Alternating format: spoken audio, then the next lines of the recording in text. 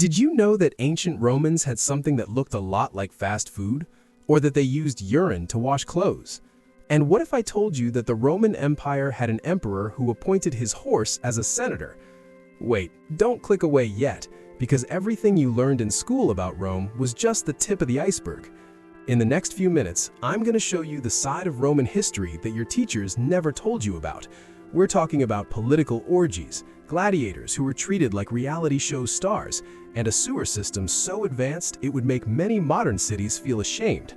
Get ready, because you're about to discover the naked truth about the most fascinating empire in history. When we think of the Roman Empire, images of gladiators fighting in the Colosseum usually come to mind. Julius Caesar being assassinated in the Senate, or those perfectly polished white marble statues. But the reality? The reality was much stranger, much dirtier, and infinitely more interesting than any textbook ever had the courage to tell. You see, the history we learned in school is like watching only the trailers of an epic movie. You get the grand moments, the heroic battles, the inspiring speeches, but you completely miss what really made Rome work on a day-to-day basis. And that's exactly where the magic happens. It's in the bizarre details, the strange customs, the practices that would make you roll your eyes today, where we find the true essence of that civilization. So sit back, relax, and let's embark on a journey through the Roman Empire you've never seen before. A Rome of flesh and blood, sweat and blood, genius and complete insanity. Let's start with the basics. Imagine you woke up in Rome, let's say in the year 100 AD. You're at the height of the empire, under the rule of Trajan, one of the so-called 5 good emperors. The city is teeming with nearly 1 million inhabitants, and here's the first shock. Most of these people lived in apartment buildings called insulae. Now, when I say apartments, get that image of modern condominiums with doormen and recreational areas out of your head. These insulae were basically death traps of 5 or 6 stories, built with cheap materials, where fires were so common that Rome had to create the world's first fire brigade, called the vigiles. The upper floors were the cheapest, because obviously there was no elevator. And guess what? There was also no running water up there. So if you were poor and lived on the 6th floor, you had to carry water upstairs every day. Or worse, go down every time you needed to use the public bathroom. Speaking of bathrooms, this is where things get really interesting. Romans are famous for their public baths, right? Those gigantic thermae where people socialized. But public toilets, the latrinae, were a completely different experience. Imagine a room with marble benches in a circle, each with a hole. No partitions, no privacy, zero. You simply sat there, side by side with complete strangers, doing your business while discussing politics or the latest chariot race. And hygiene afterwards? Forget toilet paper. Romans used a sponge tied to a stick called a tersorium, which sat in a bucket of salt water or vinegar shared by everyone. Yes, you read that right, shared. Think about that next time you complain about single-ply toilet paper in a public restroom. But wait, there's more. Remember I mentioned urine for washing clothes? That wasn't a metaphor. Romans collected urine in public pots scattered throughout the city. The fullers, laundry professionals, used this urine because ammonia was an excellent cleaning agent. It was so valuable that Emperor Vespasian even put a tax on urine collection. When his son complained about the disgusting source of revenue, Vespasian supposedly said, "Pecunia non olet," money doesn't smell. That phrase exists to this day. Now, you must be thinking, okay, but at least the food was good, right? Well, depends on what you consider good. For the rich, yes, banquets were legendary events that could last for hours. We're talking about exotic dishes like stuffed flamingo, nightingale tongue, and a particularly bizarre delicacy called garum, a fermented sauce made from fish guts that Romans put on absolutely everything.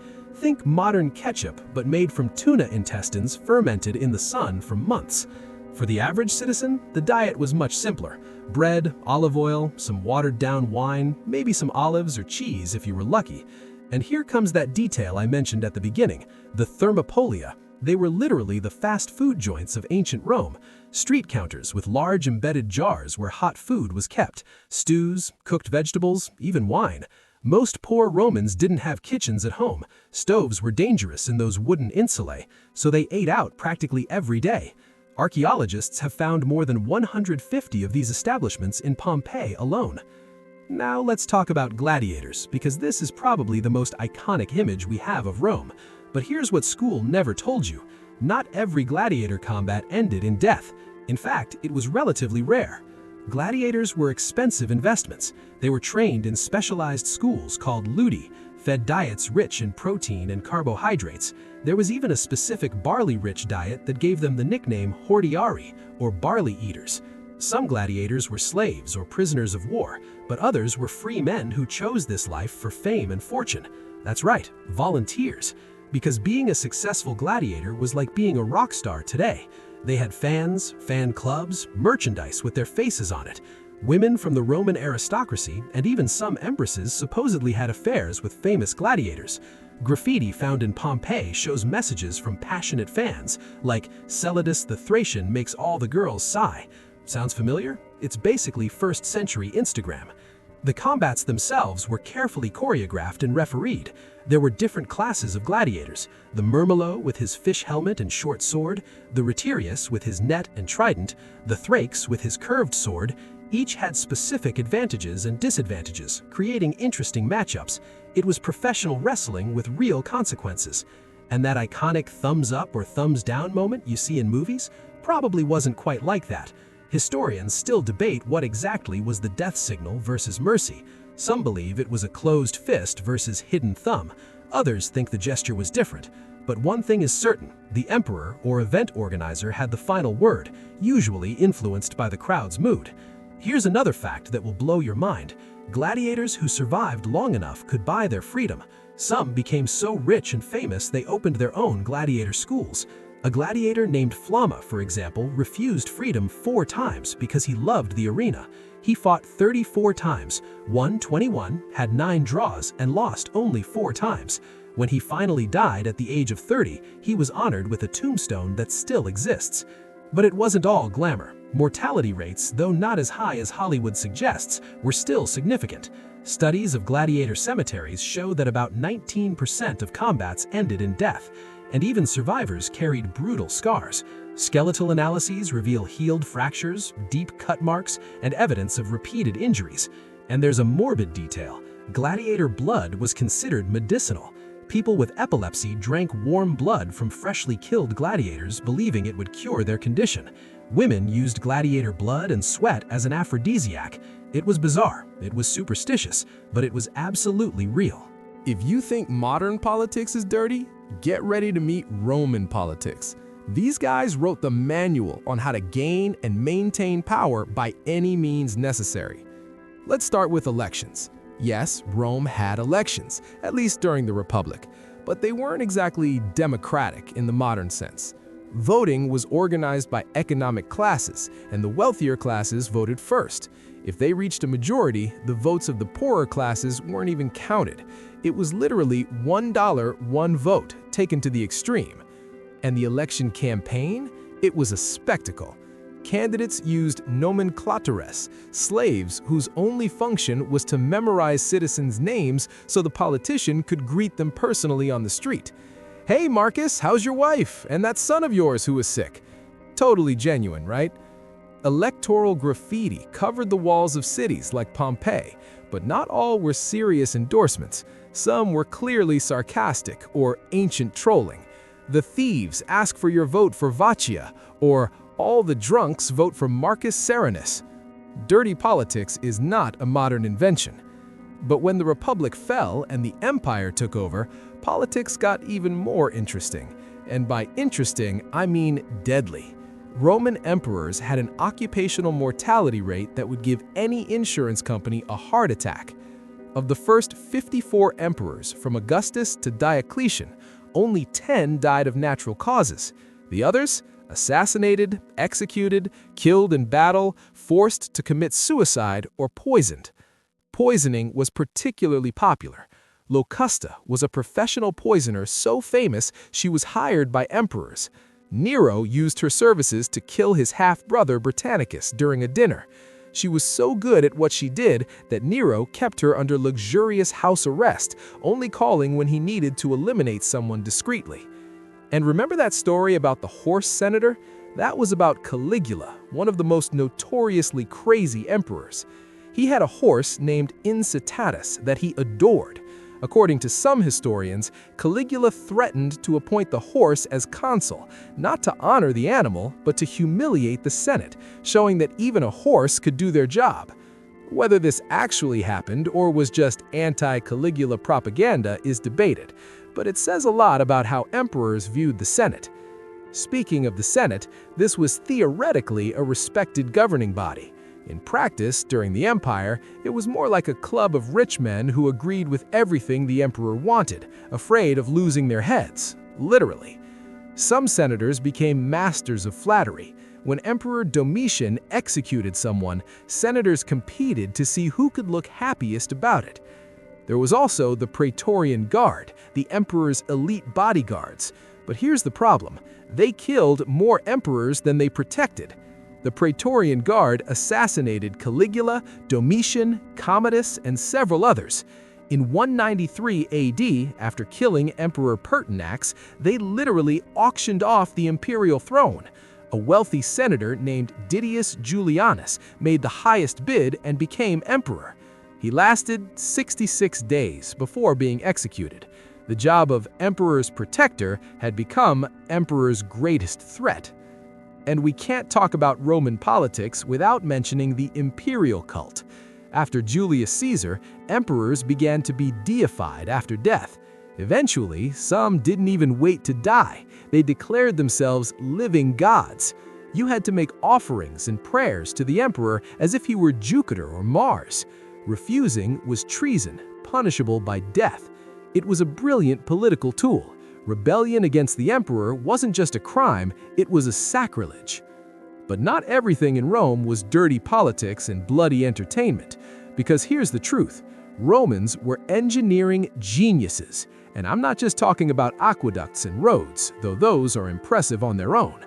I'm talking about innovations that were centuries, sometimes millennia ahead of their time. Let's start with Roman concrete. Yes, concrete. Sounds boring, but it's fascinating. Romans invented a form of concrete that in some cases is stronger today than when it was made 2,000 years ago. The Pantheon in Rome, with its massive unreinforced concrete dome built in 126 AD, is still the world's largest unreinforced concrete dome. Modern scientists have studied this for decades, trying to figure out the secret. The answer? Seawater and volcanic ash. Romans used a specific mixture of lime, volcanic ash from the Pozzuoli region, and seawater. When this mixture hardens, especially in a marine environment, it forms rare crystals that actually strengthen the concrete over time. It's self-healing. Our modern concrete starts deteriorating after a few decades. Roman concrete gets stronger. There are Roman piers still standing in the Mediterranean, even though they've been submerged for 2 millennia. But Roman engineering goes far beyond construction. They created the first central heating system, the hypocaust. Basically, they built elevated floors on pillars, and hot air from furnaces circulated underneath, heating the rooms. Some wealthy homes even had heating in the walls. It was radiant heating before anyone knew what radiation was. Aqueducts are another example of genius. Not just the scale, the longest aqueduct was 178 kilometers, but the precision. These aqueducts were built with a gradient of only 1 in 5,000. That means for every 5,000 meters, the water dropped only 1 meter. This precision, maintained over tens or hundreds of kilometers, crossing valleys on giant bridges and through mountains in tunnels, is mind-blowing. And it worked by pure gravity, no pumps. Rome had about 11 main aqueducts, supplying more than 1 million cubic meters of water per day. That's approximately 1,000 liters per person, more than many modern cities provide. And where did all this water go? To public baths, of course, but also to decorative fountains, public latrines, and even to wash the streets. Speaking of washing, Romans had the most advanced sewage system in the ancient world, the Cloaca Maxima, originally built in the 6th century BC and expanded over the centuries, is still partially in use today. It's a system that's over 2,500 years old and still works. Think about that. But not every Roman innovation was practical. Some were pure spectacle. The Colosseum, for example, had a system of underground elevators and trapdoors called the hypogeum that allowed animals and gladiators to appear magically in the arena. There was even a system that allowed flooding the arena to stage naval battles. Imagine the engineering required for that.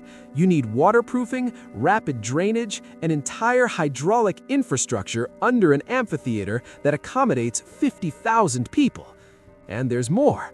Romans had automated water mills, advanced construction winches, cranes capable of lifting 100-ton blocks, and even a primitive form of air conditioning, using running water in hollow walls. They were also masters of logistics. The Roman army could mobilize 150,000 soldiers, move them thousands of kilometers, and keep them fed and equipped. They built complete fortified camps every night during campaigns. Ditches, palisades, gates, everything standardized and built in hours. It was like setting up a small city every night and taking it down every morning. The Roman road network covered more than 400,000 kilometers. And these weren't dirt trails, they were paved roads with proper drainage, milestones, and regular rest stations. Some of these roads still exist and are used today.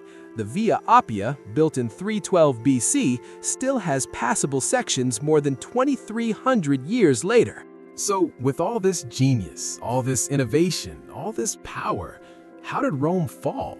Because that's the million-dollar question, isn't it? Historians have debated this for centuries. The simple answer? It wasn't just one thing. It was a systemic collapse caused by multiple compounding factors. But let's break down the main ones. First, runaway inflation. Emperors constantly devalue the currency to pay for wars and grandiose construction projects. They reduced the amount of silver in coins, increased the copper. In the 3rd century, coins that were 90% silver fell to less than 5%. The result? Galloping inflation. A bushel of wheat that cost half a denarius in the 1st century cost 200 denarii in the 3rd century. Prices increased 1,000%. The economy collapsed. Second, military overstretch.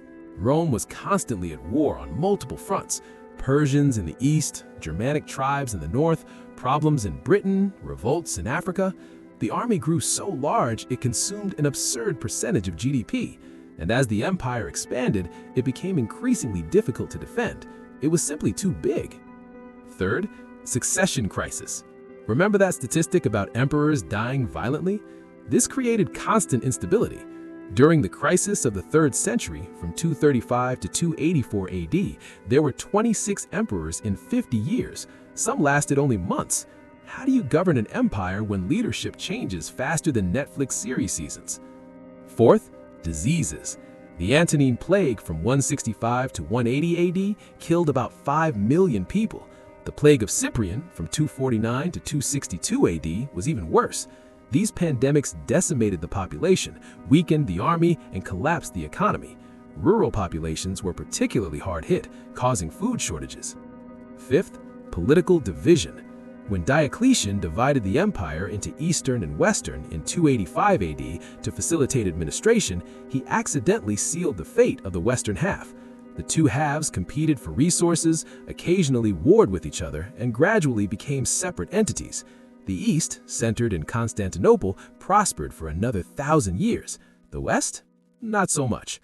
And finally, barbarian invasions. But here's what school doesn't tell you. The barbarians weren't savage hordes destroying an advanced civilization. Many were groups that had interacted with Rome for centuries. Some even served in the Roman army. The invasions were often more mass migrations of peoples fleeing the Huns, who were fleeing climatic and demographic pressures in Central Asia. It was a geopolitical domino effect. When Alaric sacked Rome in 410 AD, it was shocking. Rome hadn't been captured by foreign forces in 800 years. But Alaric was Christian, and many of his soldiers had previously served Rome. It wasn't total destruction, it was more of a management change. The real end came in 476 AD, when Odoacer deposed the last Roman emperor of the West, Romulus Augustulus, ironically named after Rome's legendary founder and the first emperor. But even then, it wasn't an apocalyptic collapse. life continued. Roman infrastructure, Roman law, Latin, everything persisted and evolved into ways the Romans could never have imagined. And maybe that's Rome's true genius, not just what they conquered or built, but what they left behind. A legacy so profound that 1,500 years after the collapse, we still live in the shadow of their institutions and innovations. So what did we learn today that school never told you? We learned that Rome was simultaneously genius and grotesque, advanced and absurd, inspiring and terrifying.